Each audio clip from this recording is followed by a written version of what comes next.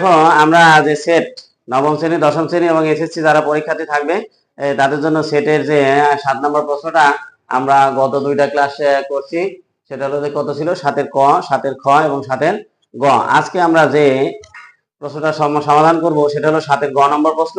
আর এটা আমরা গত দুইটা প্রশ্ন সমাধান করেছিলাম কোন পদ্ধতিতে? অপনয়ন পদ্ধতিতে সমাধান করেছিলাম। আজকে আমরা ভিন্ন আরেকটা পদ্ধতিতে এটা সমাধান করব। আজকে যে পদ্ধতিতে সমাধান করব সেই পদ্ধতিটা হলো প্রতিস্থাপন পদ্ধতি। এই পদ্ধতিটা অনেক সহজ, আমরা দেখব সবাই মিলে এটা কিভাবে করতে পারি। তো তোমরা সবাই খাতা কলম নিয়ে এইটা খাতায় লিখবে। শুরু করা যাক। দেখো গত দেব সেটা কি শুরু করব। এই যে ক্রোমোজোর আছে, ক্রোমোজোরের এইটুকু প্রথম অংশ আর এটা দ্বিতীয় অংশ। এই ক্রোমোজোরের 1টা হলো প্রথম অংশ আর কমার পরেরটা হলো দ্বিতীয় অংশ। তাহলে কমার প্রথমটা সমান আমরা প্রথমটা লিখব। প্রথমটা আছে 6x, 6x - y। এই পাশের কমার প্রথমটা কি আছে? 1 আছে। তাহলে এইটাকে আমরা 1 নম্বর সমীকরণ দিতে পারি। কয় নম্বর সমীকরণ এটা? 1 নম্বর সমীকরণ দিলাম। এবং কমার পরেরটা, কমার পরে এখানে কত আছে? শুধুমাত্র 13 আছে, একটা সংখ্যা মাত্র। আর এইখানে দেখো আমাদের 3x এবং 2y আছে, যে পাশে চলক আছে সেটা আমরা আগে লিখতে পারি, এতে কোনো অসুবিধা নেই। 3x + 2y সমান হলো কত? 13। আমরা এটা লিখতে পারবো। তাহলে এটা হলো 2 নম্বর সমীকরণ। দেখো এখন এই যে দুইটা সমীকরণ গঠন হয়ে গেছে, এখান থেকে আমরা 1 নম্বর সমীকরণ অথবা 2 নম্বর সমীকরণ থেকে যে কোনো একটির মান বের করব। তাহলে আমরা শুরু করি 1 নম্বর সমীকরণ থেকে কিভাবে মান পাই। দেখো 1 নং সমীকরণ হতে 1 নং, তাহলে 1 নম্বর সমীকরণটা আমরা লিখে নিই। 6x - y = 1। এখন এই ক্ষেত্রে দেখো আমাদের শুধু y একাই আছে, তাহলে yটা আমরা বাম পাশে রাখবো। আর 1 জায়গা থাকলো, এই তিনটা জায়গায় থাকবে -y সমান এবং 1, এই তিনটা ঠিক উপরে যা ছিল উপরে লাইনে নিচে লাইনে ঠিক একই হবে। এইটার আগে এখানে প্লাস আছে, তাহলে ডান পাশে গেলে কি হবে? এটা ডান পাশে গেলে এটা হবে কি? মাইনাস। তাহলে মাইনাস কি হচ্ছে? 6x -6x। এখন দেখো y এর সামনে একটি মাইনাস আছে, এই মাইনাসটাকে আমরা কি করতে পারি? আমরা ডান পাশে থেকে একটু মাইনাস কমন নিতে পারি। ডান পাশে থেকে একটু কি কমন নিতে পারি?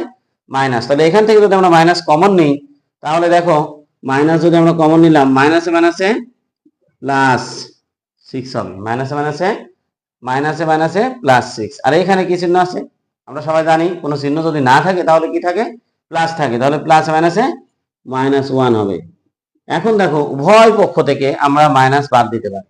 উভয় পক্ষ থেকে যদি মাইনাস আমরা বাদ দিই, এটাকে বলা হয় যে উভয় পক্ষে মাইনাস গুণ করা অথবা মাইনাস দ্বারা ভাগ করা। তাহলে আমরা উভয় পক্ষ থেকে মাইনাস বাদ দিয়ে y সমান থাকলো 6x - 1। এইটা আমরা সমীকরণ নম্বর দেব 3। এটা আমরা কত সমীকরণ? এখন দেখো 3 নম্বর সমীকরণ পাওয়ার পরে শুধু y একাই আছে। এই মানটা আমরা 1 নম্বর সমীকরণ থেকে পেয়েছি। কোথায় থেকে পেয়েছি? 1 নম্বর সমীকরণ। তাহলে আমরা এই মানটা আর 1 নম্বর সমীকরণে বসাবো না। এখন আমরা কোথায় বসাবো? 2 নম্বর সমীকরণে। তাহলে লিখবো যে 2 নং সমীকরণে, 2 নং কিভাবে? যে 2 নং সমীকরণে y সমান 6x - 1 বসিয়ে পাই। তাহলে পাইটা কোথায়? এইখানে। কার সমান? y সমান। তাহলে লিখবো আমরা 3x, এটা জায়গাতে থাকবে 3x। তারপরে কি আছে দেখো? +2। আর y আছে, y জায়গায় আমরা লিখবো 6x - 1। তাহলে 2 × 6x - 1 সমান কত আছে এখানে? সমান আছে 13 বা 13 লিখবো আমরা।